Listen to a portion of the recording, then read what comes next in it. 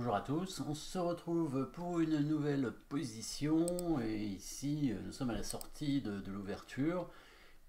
Très peu de pièces ont été échangées et très peu ont été développées même dans la position. Donc on est assez tôt dans la partie et pourtant les blancs vont obtenir déjà une combinaison directement avec bien sûr l'aide des coups forcés dans cette position. Le roi noir est au centre, hein, bien sûr, le roi blanc aussi, hein, mais disons que qu'est-ce qui pourrait montrer une direction dans cette position? Peut-être la colonne ouverte à côté du roi, évidemment. Et la sortie de la dame, hein, sortir la dame très tôt dans la partie, ça laisse toujours des possibilités à l'adversaire par rapport à l'attaque de la dame, tout simplement. Hein, l'attaque de la dame qui va faire gagner des temps très souvent de développement. Donc ici, la dame a repris certainement un cavalier, hein, qui a pris en F6, hein, cavalier prend cavalier, dame prend, etc. Donc ici, au blanc de jouer, donc des échecs, il y en a, hein, puisqu'il y a le fou qui peut ici sortir en B5. Bon, est-ce que c'est intéressant? Il va couvrir, hein, simplement, hein, l'échec, hein, avec son fou par exemple.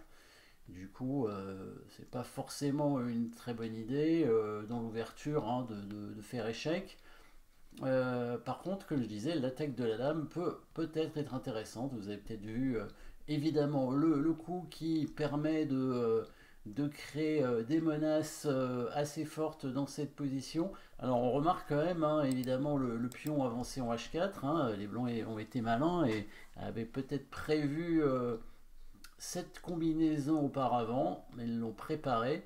Et les noirs sont tombés dans le piège. Vous voyez le coup avec l'idée du fou qui attaque la dame en G5 ici, hein, protégé par son pion. Alors évidemment, il y a un pion H6, mais les blancs ont prévu une attaque à la découverte, évidemment, sur la pièce non protégée en H8. Après, c'est quand même un calcul précis, hein, puisque après fou G5, donc la dame ne peut pas bouger parce qu'il y a un mat derrière avec la dame en D8. Hein. C'est ça qu'on disait tout à l'heure avec la colonne ouverte.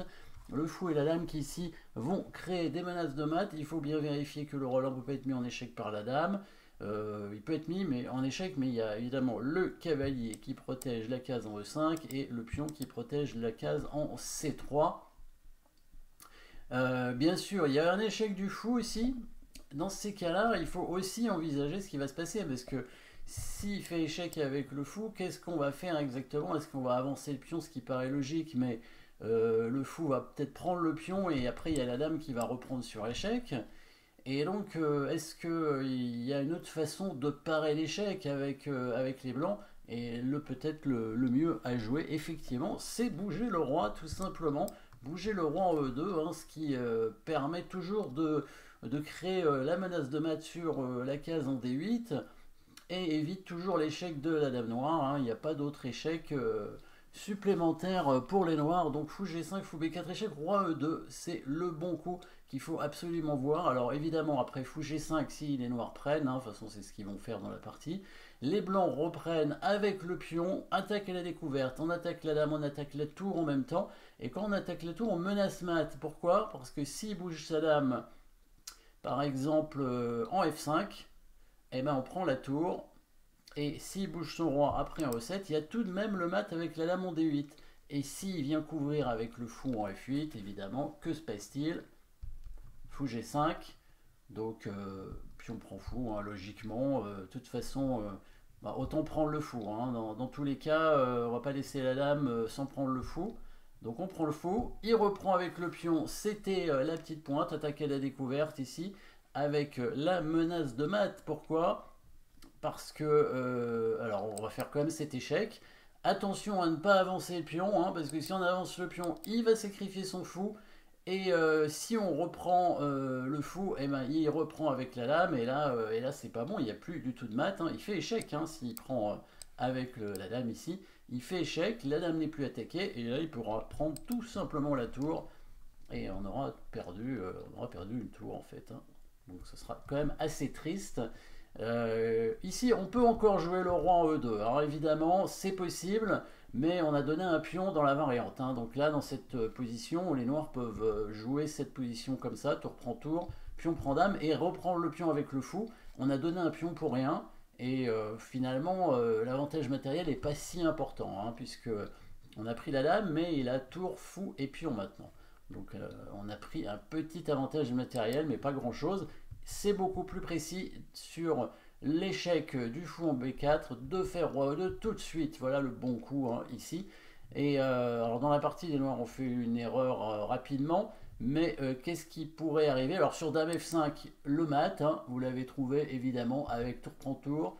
Le roi E7, il y a Dame D8. Et sur fou F8, évidemment, le coup tour prend F8 suivi de Dame D8 mat. Hein. C'est un autre mat, toujours le mat sur D8 d'ailleurs avec la dame. Hein.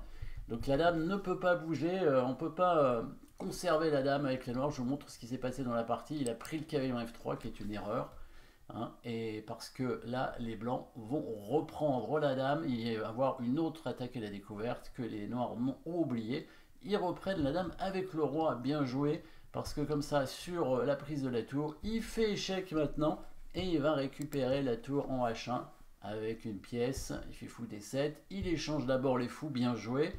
Comme ça, il perd pas son fou, il récupère la tour et là, il n'y a vraiment pas assez de matériel contre la dame. Un cavalier, un fou, c'est pas suffisant. Les blancs ont même un pion d'avance dans cette position. Ce qu'il fallait faire sur le coup roi E2, c'est prendre tout de suite la tour en H1, parce que le roi bloque la diagonale du fou, il bloque le passage au fou, donc il n'y a pas d'attaque à la découverte, et là la partie aurait pu se jouer encore, même si évidemment il y a un avantage blanc, hein, au niveau du matériel, bien sûr, tour fou contre dame, hein, avec un manque de développement, par exemple dame D4 pour attaquer à la fois le fou et le pion non protégé. Le fou est obligé de repartir et la tour peut venir par exemple en D1 pour récupérer la colonne ouverte, la dame blanche qui pourra venir peut-être en G4 pour chercher des attaques sur le roi noir. Voilà, en tout cas avantage blanc ici, c'était quand même la meilleure façon de jouer avec les noirs, hein. Ça pouvait se continuer encore. En tout cas, jolie combinaison qui permet de gagner du matériel dès peut-être le 12e coup de l'ouverture, hein, très certainement. Position qu'on peut retrouver peut-être une défense française, c'est possible, hein, Rubinstein avec D prend E4 pour les noirs. Voilà, merci d'avoir suivi cette position. N'oubliez pas de vous abonner et à très bientôt.